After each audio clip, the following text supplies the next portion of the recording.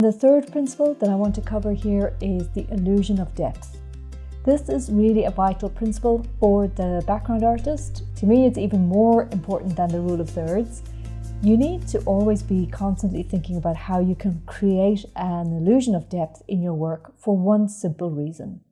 The illusion of depth is what's going to help your viewer feel that they can step into the world that you are creating. And that's a hugely important aspect of animation. In an animated world, anything is possible, and your audience wants to believe that it's real and that they can almost, step into and experience this other world. There are many ways to create the illusion of depth, such as drawing strong perspective, which we will cover in the next section, but you can also create depth by overlapping elements within your background. When you do this, it immediately feels like there's depth because the eye reads these overlaps as literally taking up space and volume, and so that creates space behind each one. Another very powerful way to create depth is to indicate scale. Scale means how big or small something is, and in a background you can have things that obviously are getting smaller in the distance according to the rules of perspective, where something that's closer to the viewer is much larger than something that's further away. Remember that one of the easiest ways or the clearest ways to establish perspective scale is to use the same item.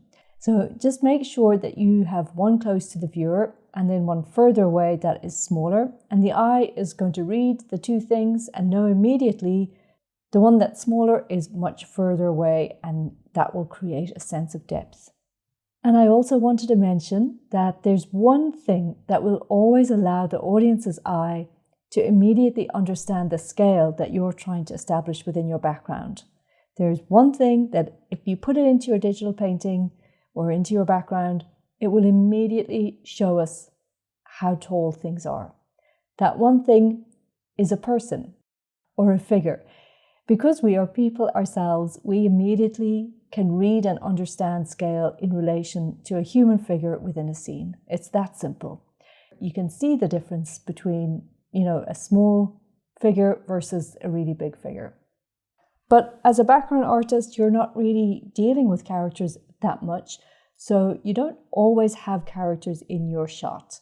Unlike a concept artist, in background art, we can't really always put in a traveling stick salesman.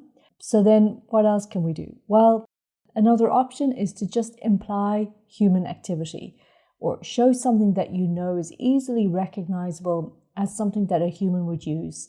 Something as simple as a doorway, or even a vehicle, a bicycle, something like that.